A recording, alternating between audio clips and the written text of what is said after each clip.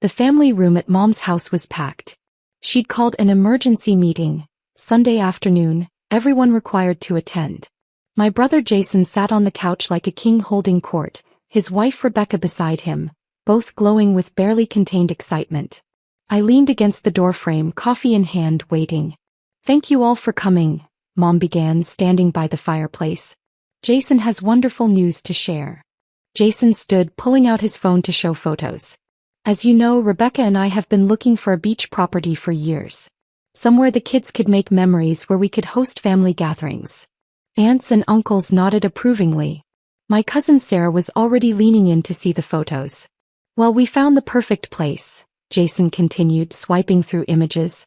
4 bedrooms, direct beach access, stunning ocean views. "We close next week." Everyone applauded. Rebecca beamed. "That's not even the best part," Jason said. "The house is in Sunset Cove. That exclusive area where Meredith has been squatting for the past 3 years." I straightened slightly. Squatting was an interesting word choice. "What do you mean, squatting?" Linda asked. "The beach house Meredith's been using," Mom explained. "The one Uncle Frank left to the family when he passed. She's been living there like it's hers, refusing to share access with the rest of us." "That's not quite accurate," I said quietly. "Let me finish," Jason said, shooting me a look. "The point is, that house should have been available for all of us. But Meredith's been territorial about it. So Rebecca and I decided to take action." "What kind of action?" Uncle Tom asked. "We filed a partition lawsuit," Rebecca said proudly, "to force the sale of the property. As family members with inheritance rights, we have legal standing." "The court agreed," Jason continued. "The judge ordered the property sold at auction to settle the estate dispute. And guess who the highest bidder was?" He pointed at himself with both thumbs. "We bought it for $1.8 million. Under market value too. It's worth at least $2.3 million. More applause. My cousin Marcus whistled appreciatively. "So yeah, it's officially family property," Mom said, smiling. "Jason and Rebecca have generously agreed to let us all use it. We're planning a huge housewarming party next month, right after they take possession. We're thinking 4th of July weekend," Rebecca added. "Big family reunion. Fireworks on the beach. It'll be amazing." "When exactly do you take possession?" I asked. "Friday," Jason said. 5 days. The sheriff's office is handling the eviction notice. You'll need to be out by Thursday night, Meredith. I'd start packing if I were you." "Eviction notice?" I repeated. "Don't be dramatic," Mom said. "You've had 3 years there rent-free. That's more than generous. Time to let the family enjoy it properly." I took a sip of coffee. "That's interesting, because I didn't receive any eviction notice." "It was filed with the court," Jason said impatiently. "You'll get served this week." "Was this partition lawsuit filed in Orange County Superior Court?" I asked. "Yes. Judge Martinez presiding. Everything's legal and proper. Case number." Jason pulled out a document. 20 CV04892. "Why, you planning to fight it? Because you'll lose. The judge already ruled." I set down my coffee and pulled out my phone. "Excuse me one moment." I walked into the hallway and dialed. Patricia answered on the second ring. "Patricia, it's Meredith. I'm at my mother's house. Apparently my brother filed a partition lawsuit against me regarding the Sunset Cove property. Case number 20 CV04892. Can you check on that?" "Hold on." I heard typing. "Okay, I found it. Filed 6 months ago. There's a default judgment. Meredith, did you receive service on this?" "No. First I'm hearing about it." "Then the default judgment is invalid. Let me read the file." "Okay, this is interesting. The plaintiff claimed the property was inherited from Frank Morrison in 2018 and that multiple family members have ownership rights. Frank Morrison died in 2015, not 2018. And he didn't own that property, I do. Can you prove that?" "I bought it in 2014. I have the deed, title insurance, mortgage records, which I paid off 2 years ago. I've paid property taxes continuously since purchase. The county records will show me as owner of record for 9 years." Patricia was quiet for a moment. Your brother filed a fraudulent lawsuit claiming family ownership of property you purchased before Frank Morrison even died. Apparently so. This is bad, Meredith. Really bad. He obtained a court order based on false information. That's fraud on the court. What happens now? I'm filing an emergency motion to vacate the judgment. We'll need to prove ownership and show you were never properly served.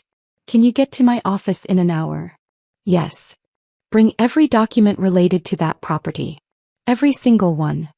I hung up and walked back into the family room. Everyone was looking at vacation rental websites, planning the housewarming party. Jason, I said calmly. We need to talk. If you're going to beg to stay, save it, he said. The sale is final. I'm not going to beg. I'm going to explain why you're about to have a very bad day. The room went quiet. The beach house isn't family property, I said. It never was. I bought it in 2014 for $1.3 million.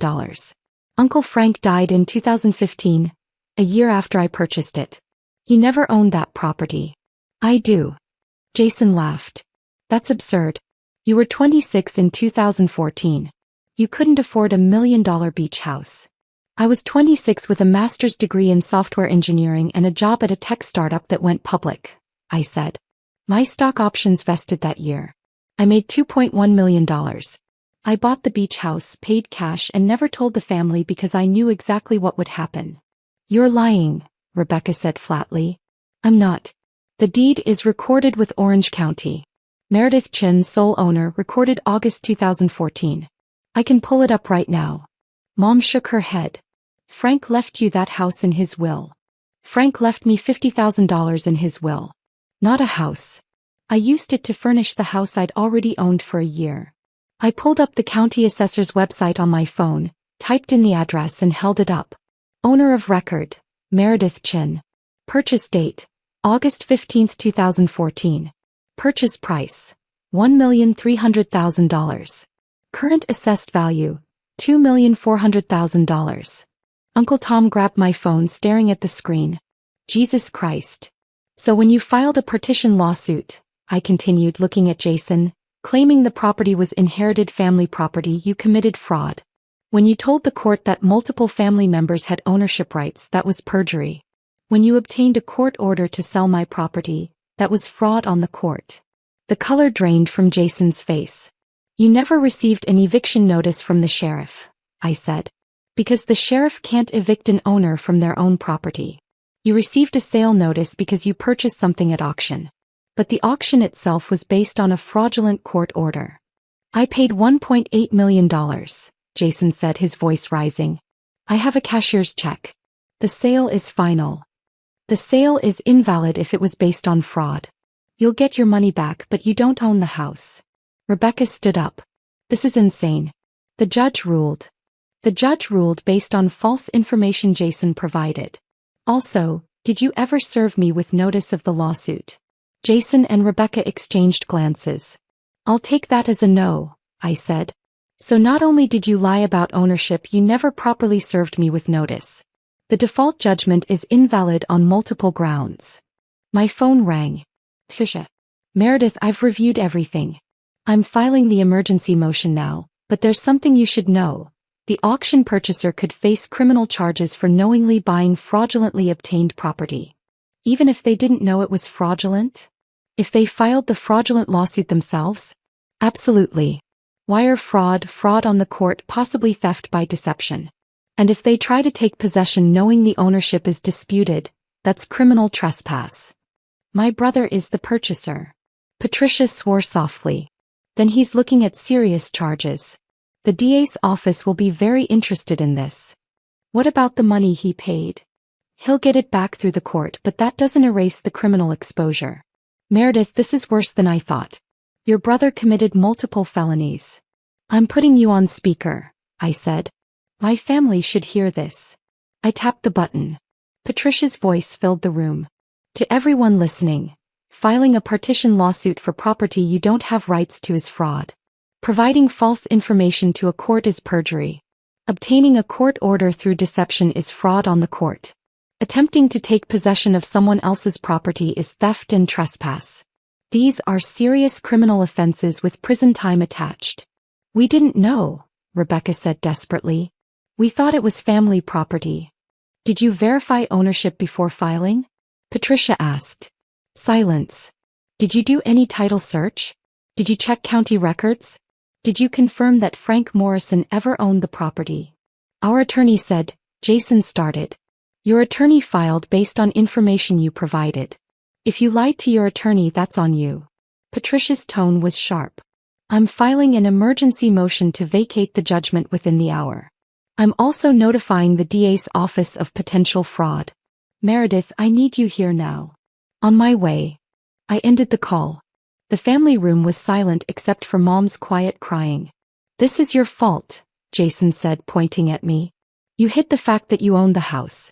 You let us think it was family property. I never said it was family property. You assumed. I've been paying property taxes for 9 years. My name is on public records. You never bothered to check because you wanted it to be family property. We're going to lose $1.8 million because of you. No, you're going to get $1.8 million back from the court. What you're going to lose is your clean record. Possibly your freedom, depending on what the DA decides.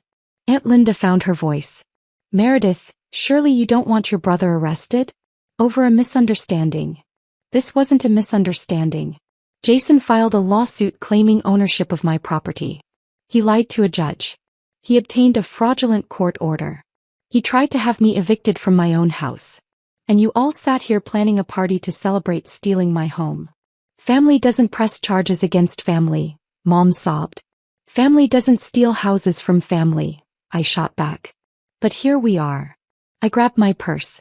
I'm going to my attorney's office now. Then I'm going home, to my house that I own that Jason will never set foot in. The housewarming party is cancelled. The family vacation spot you were all planning? Not happening. Because it's mine and it always was. Meredith, wait, Uncle Tom called. I turned at the door. For the record, if Jason had actually asked, not demanded or assumed or sued, I might have let the family use the house sometimes. I've hosted you all before. But you didn't ask. You tried to take. So now nobody gets anything. I walked out. The emergency motion hearing was scheduled for Wednesday morning, 2 days before Jason's planned possession date. Patricia had compiled everything. The original purchase documents from 2014, 9 years of property tax payments, utility bills in my name, mortgage records showing I'd paid off the loan in 2021, even photos of me at the house dated before Uncle Frank's death. Judge Martinez looked tired when she entered the courtroom. Jason and Rebecca sat with their attorney, a nervous-looking man named Morrison who clearly hadn't done proper due diligence. Ms. Chin, the judge said, I've reviewed your motion and the supporting documents. This is highly irregular. Your Honor, Patricia stood. The partition lawsuit was filed based on entirely false premises. The plaintiff claimed the property was inherited family property when in fact my client purchased it a year before the supposed decedent even died. My client was never properly served with notice. The entire proceeding is fraudulent. Judge Martinez turned to Jason's attorney. Mr. Morrison, did you verify ownership before filing? Morrison stood shakily. Your Honor, my clients informed me the property was family property inherited from Frank Morrison in 2018. Frank Morrison died in 2015, Patricia interrupted. Not 2018. And he never owned the property in question. The judge pulled up something on her computer. County records show Meredith Chin as owner since August 2014. Continuous tax payments. No liens, no disputes, clear title. He looked at Jason. Mr. Chin, where did you get the information that this was family property? Jason stood. My mother told me. Your mother isn't a property records expert. Did you do any independent verification? Our family had been using the house. That's not what I asked. Did you verify ownership before filing a lawsuit? No, Your Honor. The courtroom was silent. Did you attempt to serve Ms. Chin with notice of the partition lawsuit? We sent a letter to the property. A letter is not proper service. Was she personally served by a process server or sheriff as required by law? No, Your Honor. Judge Martinez's expression hardened. So you filed a lawsuit claiming ownership of property you didn't verify you had rights to, You never properly served the actual owner, and you obtained a default judgment by default because the owner, who had no idea she was being sued, didn't appear to defend herself. When you put it that way, that's the only way to put it, Mr. Chin. This is fraud on the court. She turned to Morrison. Mr. Morrison, I'm referring you to the State Bar for investigation. You should have verified basic facts before filing. Morrison sat down heavily. The default judgment is vacated, Judge Martinez said. The auction sale is voided. Mr. Chin, your $1.8 million will be returned through the court within 30 days. Ms. Chin is and remains the sole legal owner of the property. Furthermore, I'm referring this matter to the District Attorney's Office for potential criminal prosecution. Your Honor, Jason said desperately, I made a mistake. You made multiple felonies, the judge corrected. Fraud, perjury, and attempted theft by deception. The DA will decide whether to file charges. We're adjourned. He left the bench. Jason turned to me, his face a mixture of rage and panic. You're really going to let them prosecute me? I'm not letting them do anything. You committed crimes. They're doing their jobs. I'm your brother. And I'm the person whose house you tried to steal. Rebecca was crying. We have 3 kids. Jason could go to prison. You do that to your nieces and nephews. I'm not doing anything to them. Their father is. He chose to commit fraud instead of asking me if the family could use the house. I walked out of the courtroom with Patricia. Behind me, I could hear Rebecca's sobs and Jason's angry voice demanding Morrison explain how they'd fix this. The DA will likely offer a plea deal, Patricia said as we reached her car. Probation, restitution, community service. First offense, no violence. But he'll have a record. Good. She looked at me carefully. You okay? I'm fine. Tired of being the family ATM and storage unit, but fine. For what it's worth, you handled this perfectly. You had all the documentation, you didn't engage emotionally, you let the law work. I learned from watching my family take and take for years. I made sure everything I built was protected. My phone buzzed. A text from Mom. How could you do this to your brother? He made one mistake. You're destroying his life over a house. I showed it to Patricia. Are you going to respond? No. They still don't get it. They think this is about a house. It's about them believing they're entitled to everything I have. The district attorney did offer Jason a plea deal. 2 years probation, 200 hours community service, restitution of legal fees, and a permanent record. He took it rather than risk trial. Mom stopped speaking to me. Most of the extended family took her side. I was the cruel daughter who'd hidden my success and then destroyed my brother over a misunderstanding. Uncle Tom was the exception. He called me 2 weeks after the hearing. Your mother's telling everyone you trapped Jason, he said. That you deliberately hid your ownership to set him up. I didn't hide anything. My ownership is public record. They never looked. I know. I checked the records myself. You bought that house at 26. That's impressive. Thank you. Frank used to say you were the smart one. That you'd go far if the family didn't hold you back. He paused. I think he was right. After we hung up, I stood on my deck. My beach house deck that I'd owned for 9 years, that was legally and irrevocably mine, and watched the sunset over the Pacific. Jason had planned a housewarming party. Fireworks.